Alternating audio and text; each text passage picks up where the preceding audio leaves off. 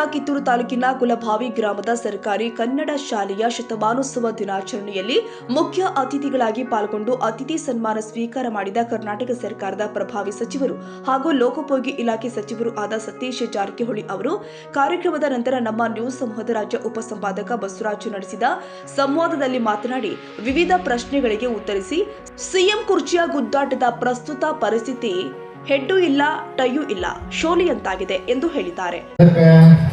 ಇಲ್ಲಿ ಬಹುತೇಕ ಈ ಶಾಲೆ ಸುಮಾರು 294 ವಿದ್ಯಾರ್ಥಿಗಳು ಒಳಗೊಂಡು 11 ಜನ ಶಿಕ್ಷಕರು ಒಳಗೊಂಡಂತ ಶಾಲೆ. ಹೋದ ಸಲ ಕೂಡ ಬಂದಂತ ಹೆಡ್ ಮಾಸ್ಟರ್ BO ಕೂಡ ಕೊಠಡಿಯ ಸಂಖ್ಯೆ ಕಡಿಮೆ ಐತಿ ಕೂಡದಲ್ಲಿದ್ರು. ಈಗಾಗಲೇ ಹಾಕಿ ಬಹುತೇಕ ಟೆಂಡರ್ ಹಂತದಾಗ ಅದಾವು. ಬಹುತೇಕ ಈ ಶತಮಾನೋತ್ಸವದ ಅಂಗವಾಗಿ ಮೊದಲ ಮಾಡಬೇಕು ಮಾಡಿದ್ದು ಈ ವರ್ಷದಾಗ ಮಾಡಿ ಪ್ರಾರಂಭ ಮಾಡುವಂತ ಮಾಡೋದು. ಅದ್ರ ಜೊತೆಗೆ ಈಗಿನ ಕಾಲಮಾನ ತಕ್ಕ ಎಲ್ಲ ಈಗ ಕಂಪ್ಯೂಟರ್ ಯುಗ. ಬಹುತೇಕ ನಾವು ಸರ್ಕಾರಿ ಶಾಲೆಗಳು ಯಾವುದೂ ಕಾನ್ವೆಂಟ್ ಅಥವಾ ಯಾವ ಇಂಗ್ಲೀಷ್ ಮೀಡಿಯಂ ಸ್ಕೂಲ್ಗಳಕ್ಕಿಂತ ಏನು ಹಿಂದುಗಳು ಐತಿ. ಓದುವಂಥ ಶ್ರಮ ಐತಿ, ಬುದ್ಧಿವಂತಿಕೆ ಐತಿ, ಎಲ್ಲ ಐತಿ. ಆದ್ರೆ ಒಂದು ಹೊರಗಿರ್ತದೆ, ಬರೀ ಯೂನಿಫಾರ್ಮ್ ಅಷ್ಟೇ ಚೇಂಜ್ ಇರ್ತದೆ. ನಿಮಗೆ ಅಲ್ಲಿಗೆ ಬೇರೆ ಏನು ಇರೋದು ಚಲೋ ಡೆಸ್ಕ ಇನ್ಫ್ರಾಸ್ಟ್ರಕ್ಚರ್ ಅಂತ ತೋರಿಸ್ತಂತಾರು. ಬಟ್ ಓವರ್ ಆಲ್ ರಿಸಲ್ಟ್ ತಗೊಂಡಾಗ ಅವ್ರ ಕೈ ಸೇವೆ ಇರ್ತೀವಿ. ಅದಕ್ಕೆ ಈ ಶಾಲೆಗೆ ಒಂದು digital class room smart board ಈ ವರ್ಷ ಕೊಡುವಂಥದ್ದು ಮಾಡಿದ್ವಿ. ಬಹುತೇಕ ಅಲ್ಲಿ ಯಾವ ಕಾನ್ವೆಂಟ್ ಶಾಲೆ ಇಲ್ಲಂತ ಸ್ಮಾರ್ಟ್ ಬೋರ್ಡ್ಸ್ ನಾವು ಸರ್ಕಾರಿ ಶಾಲೆಗೆ ಕೊಡಂತವು ಸಲಹೆ ಕೊಟ್ಟರು. ಆದರೆ ಇವತ್ತು ಮೊನ್ನೆ ಲೋಕೋಪಯೋಗಿ ಸಚಿವರಿದ್ದಾರೆ, ಸಂಸದರಿದ್ರು, ಹೋದ್ರು. ಶಿಕ್ಷಕ ಅಂದ್ರೆ ಪ್ರೀತಿಸುವುದಕ್ಕಿಂತ ಶಿಕ್ಷೆ ಕೊಟ್ಟವನ ಶಿಕ್ಷಕ. ಇವತ್ತು ನಾವು ನೀವುಗಳೆಲ್ಲ ಇಲ್ಲಿ ಕೂತಿದೀವಿ ಅಂದ್ರೆ ನಾವೆಲ್ಲ ಬಡಿಸ್ಕೊಂಡವ್ರು ಅದೀವಿ. ಆದ್ರೆ ಇವತ್ತು ಆ ಶಿಕ್ಷಕನ ಕೈ ಕಟ್ಟುವಂತ ಕೆಲಸ ಮಾಡ್ತಾ ಇದೆ. ಯಾವ ಮಕ್ಕಳ ಬಡಿಬಾರ್ದು. ಶಿಕ್ಷಕ ಬಡದಂತ ಮಕ್ಕಳು ಜಗತ್ತಿನಲ್ಲಿ ಯಾರ ಕೈಯಿಂದನೂ ಬಡಿಸ್ಕೊಳಕ್ ಸಾಧ್ಯ ಇಲ್ಲ ಅವರು. ಆದ್ರೆ ಶಿಕ್ಷಕನ ಕೈಯೊಳಗೆ ಶಿಕ್ಷಕ ಆಗದೇ ಇದ್ದ ವ್ಯಕ್ತಿ ಮುಂದೊಂದು ದಿನ ಪೊಲೀಸರ ಅತಿಥಿ ಆಗುವುದು ಸಹಜವಾಗಿ. ಯಾಕಂದ್ರೆ ಇವತ್ತು ಶಿಕ್ಷಕನ ಕೈ ಬಿಚ್ಚುವಂತ ಕೆಲಸ ಆಗಬೇಕು. ಮಾನ್ಯ ಸಚಿವರಲ್ಲಿ ಹೇಳ್ತಾ ಇದ್ದೀನಿ ನಾನು. ಯಾಕಂದ್ರೆ ಈ ಭಾರತ ದೇಶದ ಸಂಸ್ಕೃತಿ ಆಚಾರಗಳು ಬಹಳ ದೊಡ್ಡವಾದ ಬಂಧುಗಳೇ. ಒಂದ್ಸಾರಿ ನಾನು ಪಾಶ್ಚಿಮಾತ್ಯ ರಾಷ್ಟ್ರಕ್ಕೆ ಹೋಗಿದ್ದೆ. ನಮ್ಮ ಶಿಷ್ಯರು ಕರೆಸಿದ್ರು. ನಾನು ಏರ್ಪೋರ್ಟ್ಗೆ ಹೋದಾಗ ಆ ದೇಶದಲ್ಲಿ ನಮ್ಮ ಶಿಷ್ಯರು ಒಂದು ದೊಡ್ಡ ಒಳ್ಳೆ ಕಾರ್ಯಕ್ರಮ ಆಗಿದೆ. ಈ ಕಾರ್ಯಕ್ರಮ ಮುಂದೆ ವರೀಲಿ. ನಮ್ಮಲ್ಲಿರೋ ಮಾತ್ರ ಮುಂದೆ ಬಹಳಷ್ಟು ಸವಾಲುಗಳಿದೆ. ಸುಲಭವಾಗಿ ಏನಿಲ್ಲ, ಬದುಕಲು ಬಹಳ ಕಷ್ಟ. ಈಗ ನಮ್ಮ MLA ಸರ್ ಹೇಳಿದ ಡೆಲ್ಲಿಗೆ ಬರಬೇಡ ಅಂತ ಹೇಳ್ತಿದ್ದಾರೆ. ಅಲ್ಲಿ ಬಂದರೆ ನಿಮಗೆ ಆರೋಗ್ಯ ತೊಂದರೆ ಆಗ್ತೀನಿ ಅಂತ ಹಂಗೆ ಪರಿಸ್ಥಿತಿಯಲ್ಲಿ ಅದು ನಮ್ಮ ಹಳ್ಳಿಗೆ ಬರಬಾರ್ದು. ಹಳ್ಳಿಗೆ ಬರ್ದಂಗೆ ನಾವೆಲ್ಲ ನೋಡ್ಕೋಬೇಕಿದೆ.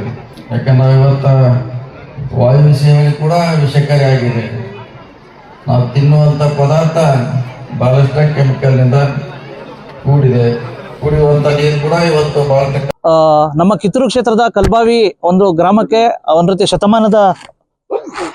ಶತಮಾನದ ಒಂದು ರೀತಿ ಶಾಲಾ ಉತ್ಸವಕ್ಕೆ ಮಾನ್ಯ ಗೌರವಾನ್ವಿತ ಜಿಲ್ಲಾ ಉಸ್ತುವಾರಿ ಸಚಿವರಾಗಿರ್ತಕ್ಕಂಥ ಸತೀಶ್ ಜಾರಕಿಹೊಳಿ ಅವರು ಬಂದಿದ್ದಾರೆ. ಬನ್ನಿ ಅವ್ರ ಜೊತೆ ಸಮಗ್ರವಾಗಿ ಚರ್ಚೆ ಮಾಡೋಣ. ಸರ್ ನಮಸ್ತೆ. ವಿಶೇಷವಾಗಿ ಒಂದು ರೀತಿ ಶತಮಾನ ಆಚರಿಸ್ತಾ ಇರ್ತಕ್ಕಂಥ ಕಲ್ಬಾವಿಗೆ ಬಂದು ಭೇಟಿ ನನಗೂ ಶಾಲಾ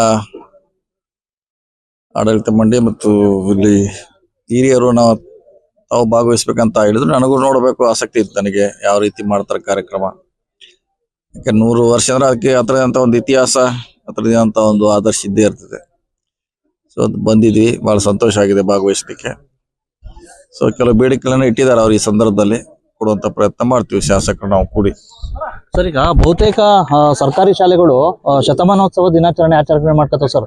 ತಮ್ಮ ಇಲಾಖೆಯಿಂದ ಏನಾದ್ರು ವಿಶೇಷ ಅನುದಾನ ಕೊಡ್ತಾ ಇದೀವಿ. ವಿಶೇಷ ಏನೆಲ್ಲ ಕೊಡ್ತಾ ಇದೀವಿ. ವಿಶೇಷ ಅಂತ 2 ಕೊಠಡಿ ಕೊಡ್ಲಿಕ್ಕೆ ಘೋಷಣೆ ಮಾಡಿದ್ವಿ. ಅದನ್ನ ಕಟ್ಸಿಕೊಡ್ತೀವಿ. ಸೊ 2 ಕೊಡ್ತೀವಿ. ಈಗ ಬೆಳಗಾವಿ ಜಿಲ್ಲಾ ಸಮಗ್ರ ಅಭಿವೃದ್ಧಿ ದೃಷ್ಟಿಯಿಂದ ವಿಶೇಷವಾಗಿ ನಿಮ್ಮ ಅವಧಿಯಲ್ಲಿ ಏನಾರು ಆದ್ರೆ ಒಂದ್ ರೀತಿ ಪ್ರತ್ಯೇಕವಾಗಿ ಜಿಲ್ಲಾ ರಚನೆ ಆಗ್ಬೇಕು ಅಂತ ಒಂದಿದೆ ಸರ್. ಗೋಕಾಕ್ ಇರ್ಬೋದು, ಚಿಕ್ಕೋಡಿ ಇರ್ಬೋದು. ವಿಶೇಷವಾಗಿ ಇಂಥ ಸಂದರ್ಭದಲ್ಲಿ ಎಲ್ಲ ಒಂದ್ ಕಡೆ ಸಾಕಷ್ಟು ಒಂದ್ ರೀತಿ ಗೊಂದಲಗಳಾಗಿದ್ದಾವೆ. ಗೊಂದಲ ಇದ್ದೇ ಇರ್ತದೆ. ಯಾವುದೇ ಒಂದು ಕೆಲಸ ಮಾಡ್ಲಿಕ್ಕೆ ಗೊಂದಲ ಸೃಷ್ಟಿ ಆಗೇ ಆಗ್ತದ್ರ. ಸೊ CM ಅವ್ರಿಗೆ ಹೇಳಿದ್ವಿ, ಎಲ್ಲ ಜಿಲ್ಲಾ ಶಾಸಕರು ಸೊ ವಿಭಜನೆ ಮಾಡ್ಬೇಕಂತ ನೋಡೋಣ. ಅದು ಅಂತಿಮವಾಗಿ ಸರ್ಕಾರ ನಿರ್ಧಾರ ಮಾಡ್ಬೇಕು. ಸವದತ್ತಿ ಸಾಕಷ್ಟು ಬೆಳಗಾವಿ ಅವಿಭಾಜ್ಯ ಅಂಗ ಸರ್. ವಿಶೇಷವಾಗಿ ಸವದತ್ತಿಯವರು ಎಲ್ಲೊಂದ್ ಕಡೆ ಧಾರವಾಡ ಜಿಲ್ಲೆಗೆ ಸೇರಿಸಿ ಅಂತ ಹೇಳ್ಬಿಟ್ಟು ಕೂಗತ್ತಿರೋದು. ನಿಮ್ಮ ಪ್ರತಿಕ್ರಿಯೆ ಯಾವ ರೀತಿ? ಅಲ್ಲ, ಇಡೀ ಜಿಲ್ಲೆ ತಾಲೂಕು ತಾಲೂಕಲ್ಲಿ 4 ಲಕ್ಷ ಜನ ಇರ್ತಾರೆ. ಎಷ್ಟಿರ್ತಾರೆ? ಸವದತ್ತಿ ತಾಲೂಕನ್ನ ಧಾರವಾಡ ಜಿಲ್ಲೆಗೆ ಸೇರಿಸಿ ಅದೇ ತಾಲೂಕಿನಲ್ಲಿ 4 ಲಕ್ಷ ಜನ ಇರ್ತಾರೆ. ಯಾರೋ 4 ಜನ ಒಂದು ಅರ್ಜಿ ಕೊಟ್ರೆ ಅದು ಆ ತಾಲೂಕಿನ ಅಭಿಪ್ರಾಯ ಆಗೋಲ್ಲ. ಹೀಗಾಗಿ ಅವ್ರವ್ರು ಹೇಳಿರ್ಬೇಕು, ಅವ್ರೇನೋ ಹೆಚ್ಚು ಧಾರವಾಡಕ್ಕೆ ಹೋಗ್ತಿರ್ಬೇಕು ದಿವಸ. ಹಿಂಗಾಗಿ ನಾವು ಆ ಕಡೆ ಹೋಗ್ಬೇಕಂತ ಒಬ್ರು, ಕೆಲವರು ಬಾಗಲಕೋಟೆಗೆ, ಕೆಲವರು ಹೋಗ್ಬೇಕಂತಾರ ಆ ಕಡೆ ಸಮೀಪಗಾರು. ಸೊ ಹೀಗಾಗಿ ಯಾರೋ 4 ಜನ ಹೇಳಿದ್ರೆ ತಾಲೂಕು ಅಭಿಪ್ರಾಯ ಆಗೋಲ್ಲ. ಅದನ್ನ ಅಭಿಪ್ರಾಯ ಸಂಗ್ರಹಣೆ ಮಾಡಲಿಕ್ಕೆ ಬೇರೆ ಮೆಥಡ್ ಇದೆ. ಅವಾಗ ನೋಡೋಣ. ಈಗ ಅಂತಿಮವಾಗಿ ಸರ್ಕಾರ ಮಾಡಬೇಕು, ಯಾವ ತಾಲೂಕು ಎಲ್ಲಿ ಯಾವ ಜಿಲ್ಲೆಗೆ ಇರಬೇಕು, ಯಾವ ಕಡೆ ಹೋಗ್ಬೇಕಂತ. ಸೊ ನೋಡೋಣ, CM ಅವ್ರು ಹೇಳಿದೀವಿ, ಕಾದ್ ನೋಡೋಣ. ಸರ್, ಒಂದು ಚರ್ಚೆ ನಡೀತಾ ಇದೆ ಸರ್. ಖಾನಾಪುರ ವಿಧಾನಸಭಾ ಕ್ಷೇತ್ರದಿಂದ ಒಂದ್ ರೀತಿ ಕಾಂಗ್ರೆಸ್ ಅಭ್ಯರ್ಥಿ 2028ಕ್ಕೆ ಬೇರೆಯವ್ರು ಆಗ್ತಾರೆ, ಒಂದ್ ರೀತಿ ಲಕ್ಷ್ಮೀ ಹೆಬ್ಬಾಳ್ಕರ್ ಕುಟುಂಬದವ್ರು ಆಗ್ತಾರೆ ಅಂತ ಹೇಳ್ಬಿಟ್ಟು ಈಗ ಹೇಳಿಕ್ಕಾಗಲ್ಲ. ಈಗ ಇನ್ನೂ ಬಹಳ ದೂರ ಇದೆ, ಈಗ ಹೇಳಿಕ್ಕಾಗಲ್ಲ. ಅವಾಗಿನ ಸಂದರ್ಭ, ಅವಾಗ ಸನ್ನಿವೇಶ, ಅವಾಗೇನ ಅದ್ರ ಬಗ್ಗೆ ಚರ್ಚೆ. ಈಗ ಟು ಅರ್ಲಿ. ಈಗ ನೋಡೋಣ ಏನಾಯ್ತು ಸರ್. ಮುಖ್ಯಮಂತ್ರಿ ಮತ್ತೆ DCM ಒಂದ್ ರೀತಿ ಇದು ಎಡ್ಡು ಆಗ್ಲಿಲ್ಲ, ಟೈವ್ ಆಗ್ಲಿಲ್ಲ, ಒಂದ್ ರೀತಿ ಇದಾಗಿದೆ, ಗೊಂದಲ ಇದೆ. ಇದು ಶೋಲೆ ಗತಿ ಹಂಗೆ 2 ಕಡೆ ಆಗಿತ್ತದ. ಯಾವ ಕಡೆ ಆ ಕಡೆ ಇಲ್ಲ, ಈ ಕಡೆ ಇಲ್ಲ. ಅಲ್ಲ ಸರ್, ಇದು ಒಂದ್ ರೀತಿ ಗೊಂದಲ ಇರೋದು ಕೆಲವರು ಶೋಲೆ ಟೈಪ್ ಆಗಿದೆ. ಏನ್ ಮಾಡ್ದ ಬಗೆಹರಿಸ್ಬೋದು ಸರ್. ನೀವು ಸಹ ಮೊನ್ನೆ 2 ಕಡೆ ಚಿತ್ತಿರೋದ್ರಿಂದ ಅಲ್ಲ, ನೀವು ಒಂದ್ ರೀತಿ ಪರಿಣಾಮಕಾರಿಯಾಗಿ ಹೇಳಿದ್ರಿ, ಒಂದ್ ರೀತಿ ಆಕ್ರೋಶ ವ್ಯಕ್ತಪಡಿಸಿದ್ರ, ಬಗೆಹರಿಬೇಕು ಮಾಡಿದ್ರೆ ಅವ್ರು ಇದಾರೆ, ನಮ್ಮ ವರಿಷ್ಠರು ಇದಾರೆ, ಅವ್ರು ಬಗೆಹರಿಸ್ತಾರಂತ.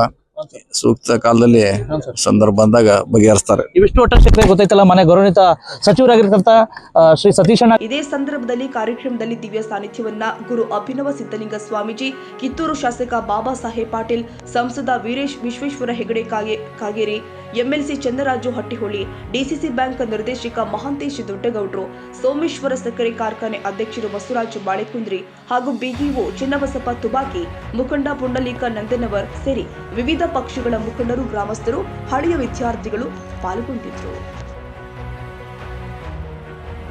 ಈ ವಿಡಿಯೋ ನಿಮಗೆ ಇಷ್ಟವಾದರೆ ಲೈಕ್ ಮಾಡಿ. ಇನ್ನಷ್ಟು ಹೀಗೆ ಆಸಕ್ತಿದಾಯಕ ವಿಡಿಯೋಗಳನ್ನು ಪಡೆಯಲು ನಮ್ಮ NTV ನ್ಯೂಸ್ ಚಾನೆಲ್ ಅನ್ನು ಸಬ್ಸ್ಕ್ರೈಬ್ ಮಾಡಿ. ಪಕ್ಕದಲ್ಲಿ ಇರುವ ಬೆಲ್ ಐಕಾನ್ ಅನ್ನು ಒತ್ತಿ. ನಿಮ್ಮ ಬೆಂಬಲವೇ ನಮಗೆ ಸ್ಫೂರ್ತಿ.